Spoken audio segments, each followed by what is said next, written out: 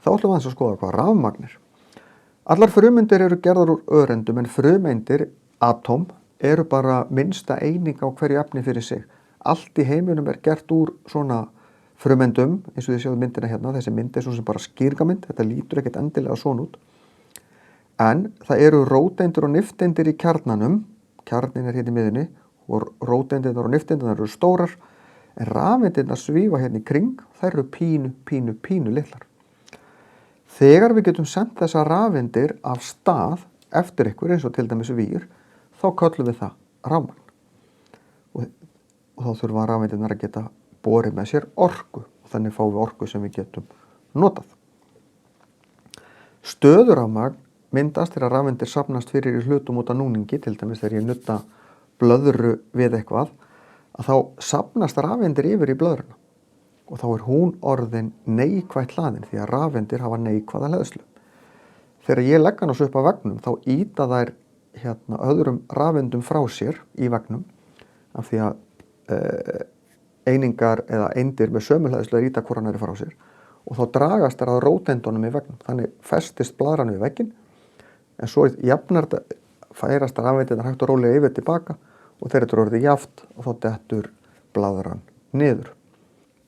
Þannig að þegar hárið á okkur lyftist svona upp þá er það af því að það er uppfullt af rafeindum og rafeindirnar er að leita frá hausnum á okkur.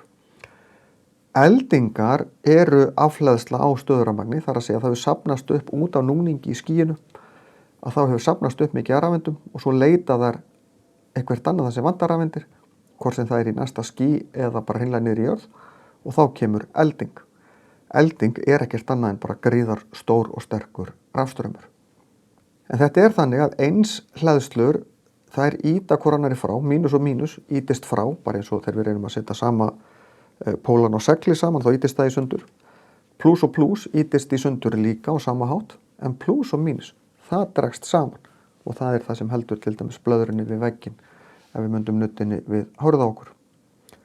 Rafstraumur er þegar rafeindir fara að ferðast eftir vír eða ykkur öðru og það er að bera með sér orku. Hversu sterkur straumurinn er fer eftir hversu marga rafeindir eru á ferðinni og spennan hversu mikla orku þar hafa og saman er þá straumur og spenna það sem við myndum kalla afl rafmagnsins, hvað við getum fáum mikið rafmagn til þess að geta notað.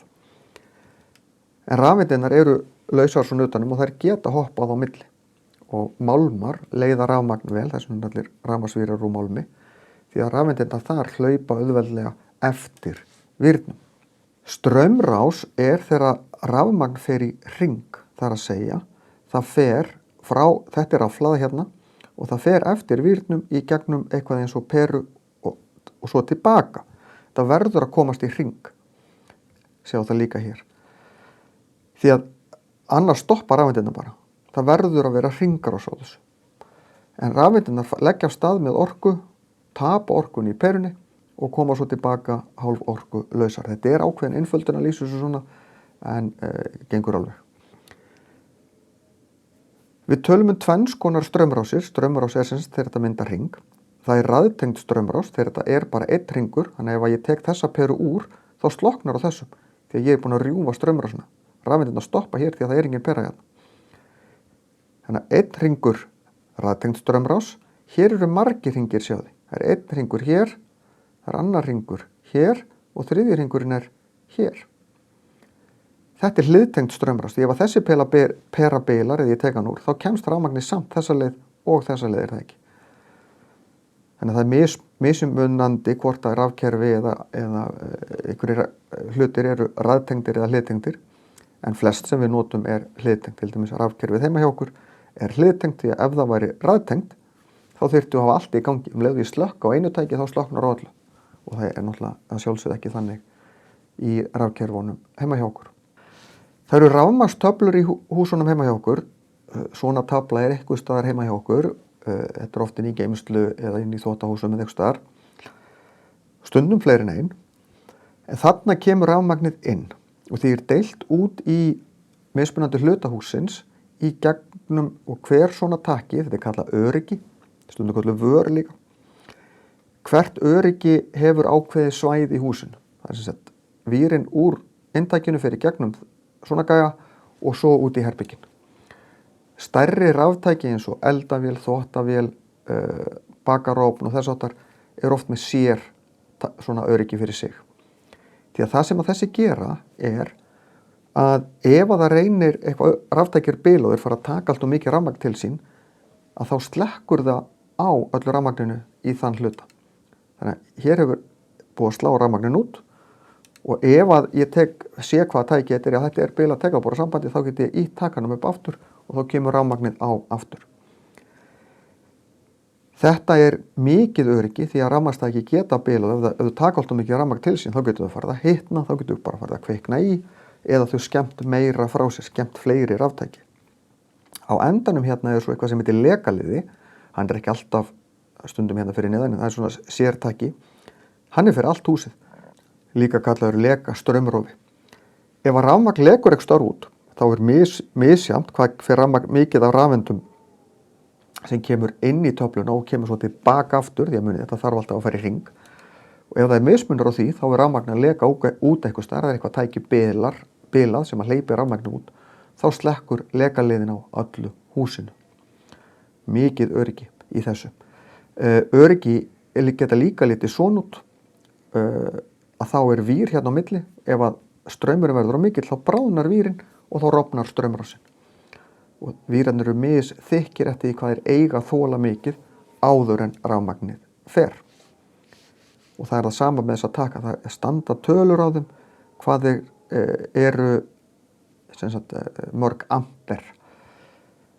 Misjafnt eftir því í hvað það hluti verið að nota viðkomandi öryggi, hvað þau eru stór heima hjá okkur. Seglar eru steinar sem draga að sér málmhluti og hafa í kringum sig svo kallað segulsvið. En segulsvið það svæði kringum segulinn þar sem að hann hefur áhrif á eitthvað, hreyfir við einhverju. Seglar virka þannig að andstæð skaut, endarnir á seglunum kölluð skaut, norðurskaut og suðurskaut yfirleitt. Norðurskaut og suðurskaut dragast að hvort öðru, en ef við íti segli suðurskaut og suðurskaut, þá ítast frá, sama ef við gerum norður og norður.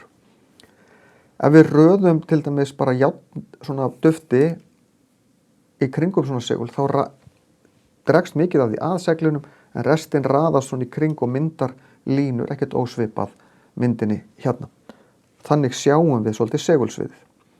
Jörðin eitt stór segul og virkar á áttavita. Þess vegna getum við notað áttavita til þess að vita alltaf hvað norður.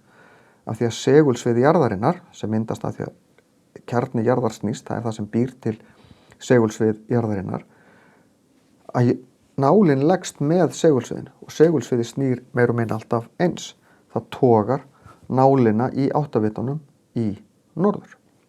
Rafsegull svo segull sem ekki svona steinn, heldur bara búin til með því að hleypa rafmagni í gegnum ákveði víravirki.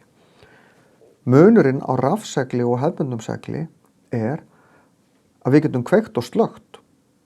Við getum notað svona rafsegull til þess að hífa upp eitthvað svona járnarusl og svo slökkum við bara, þá dettur allt niður. Rafseglar eru líka notaðir til þess að halda hurðum. Þegar brunakerfi fer í gang, þá slökkt á seglinum og þá lokast hurðin. Þetta notað á brunahurðum. Notum rafsegla líka í alls konar lækningatækjum til þess að skoða inn í líkamann og þess háttar. En við getum, eins og ég segi, kveikt og slökkt, við getum líka breytt styrk þeirra. Látið þá vera sterkari og sterkari eða veikari og veikari, allt eftir því hvað við erum að gera. Notað í alls konar hlutum, rafmótorum líka. Notum rafsegla töluvert mikið.